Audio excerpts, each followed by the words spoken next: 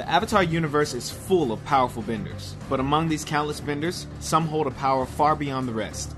These are our top 10 picks for the strongest characters in the Avatar universe.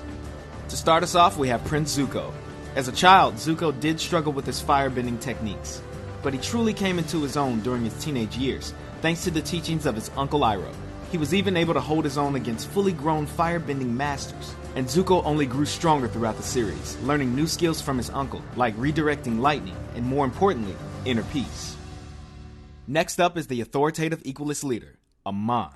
You'll get your duel, and I will destroy you. At first, Amon may seem to have a major disadvantage when he claims he's not a bender. Amon is, however, an expert in hand-to-hand combat. He is so skilled, he is known to neutralize expert benders using no bending himself. Despite this skill, Amon is also secretly a highly trained waterbender.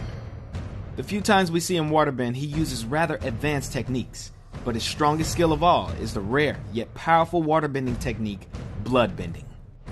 That's right, Amon can take full control over his enemies, and he can even do it without a full moon.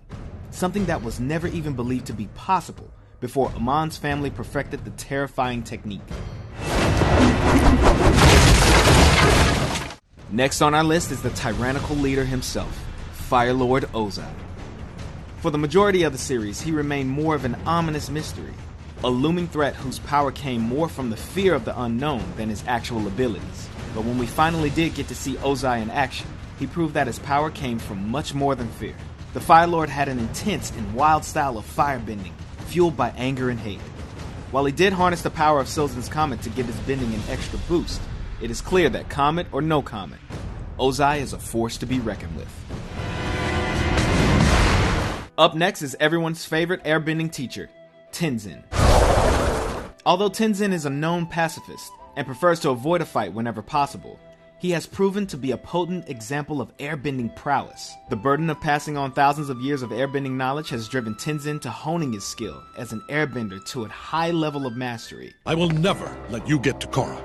Unfortunately, you don't have a choice. Yes, I do. He is able to hold his own against numerous highly trained Equalists and their mechanical weaponry. He arguably got the better of the infamous Zahir, keeping the villain on the defense and demonstrating his bending superiority, before losing due to a little more than some bad luck.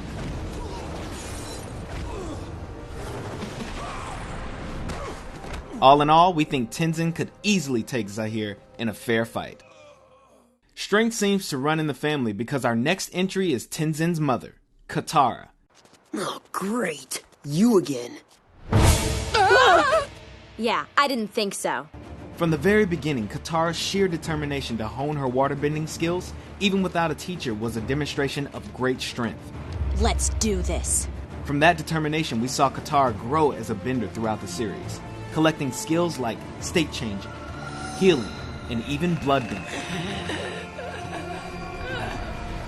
Her waterbending expertise, coupled with her ingenuity, gave her a significant advantage as she found clever and unique ways to put her waterbending to use.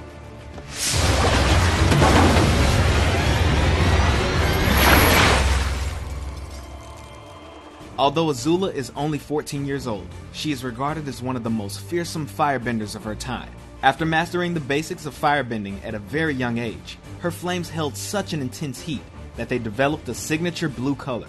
In addition to her standard firebending, she quickly advanced onto more complicated powers, like the ability to generate and control lightning, which is regarded as one of the most powerful and dangerous techniques in a firebender's arsenal. She has also proven time and time again to be a skilled combatant and strategist, and was often able to use her smooth demeanor to get inside her opponent's head. Azula's cold and relentless personality added to her immense physical power that made her a fierce leader, as well as a frighteningly dangerous foe to any who would dare cross her. What is wrong with that child? Next up is Toph Beifong, aka the Blind Bandit. I am the greatest earthbender in the world! Don't you two dunderheads ever forget it! Though you wouldn't know it by visiting her home in Ba Sing Se, Toph is an earthbending prodigy. Her mastery of the craft allowed her to perfect the technique of using earthbending to detect vibrations in the ground, giving her a hyper-awareness of her surroundings. Not only did this replace her sight, but it allowed her to anticipate her enemy's every move and could even inform her if someone was lying. He's not lying. How can you tell? I can feel his breathing and heartbeat. When people lie, there's a physical reaction. He's telling the truth. And we haven't even scratched the surface. Toph is able to use her earthbending for countless applications, whether it's to protect her allies, immobilize her enemies, or even mobilize herself. Toph has a skill for almost any situation. Need a ride? She has even gone as far as to invent and master an entirely new form of bending. Have I ever mentioned how sweet it is that you invented metal bending? You could stand to mention it more. When Toph runs into something she struggles with, she puts her rock-like willpower to the task until she's mastered that as well. Woo! Toph, you rule. Don't let his good nature fool you, because beneath Iroh's optimism and wisdom comes a raw power that only experience can bring.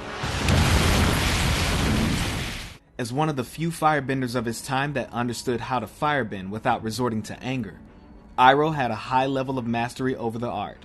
Though he would usually prefer to avoid a fight, he was not afraid to demonstrate his ability if the need presented itself.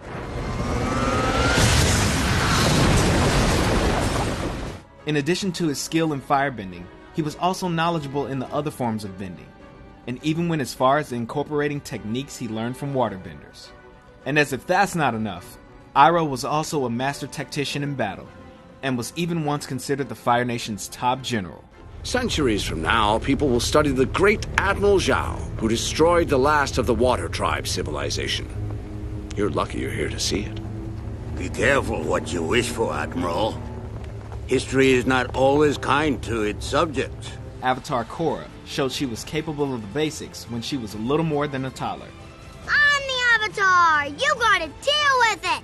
By the time she was 17, she had mastered 3 out of the 4 elements and even showed immense skill in fighting while switching between bending styles.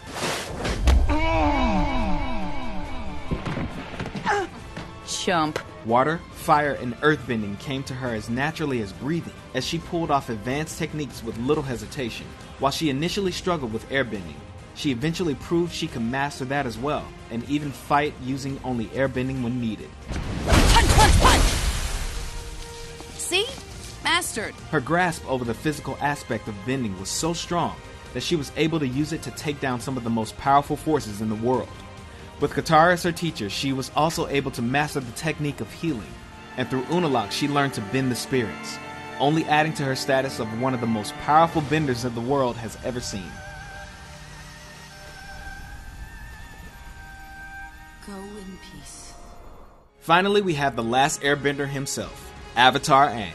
Before Aang even knew he was the Avatar, he was an airbending prodigy, reaching the rank of master by the young age of 12, making him the youngest airbending master in history. Aang's real test would be in his mission to end the 100-Year War and bring peace to the world.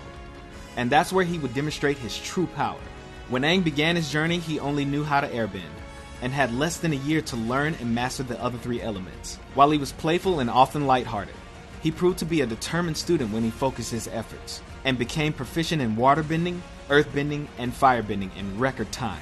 While he did gain a high level of expertise in the physical aspect of bending, it is in the spiritual aspect where he really excelled. Thanks to his training from the Air Nomad monks, Aang demonstrated a calmness of mind and a level of wisdom far beyond his years. This spiritual strength was only amplified after Aang's training with Guru Patik and learned to unlock his 7 chakras. Aang was even able to learn an entirely new form of bending, energy bending. This ancient and forgotten art allowed Aang to bend the energy inside of others, and even remove their bending abilities entirely. Aang's physical and spiritual power, as well as his own unbendable spirit, were what ultimately allowed him to take down the Fire Lord and end the 100-Year War.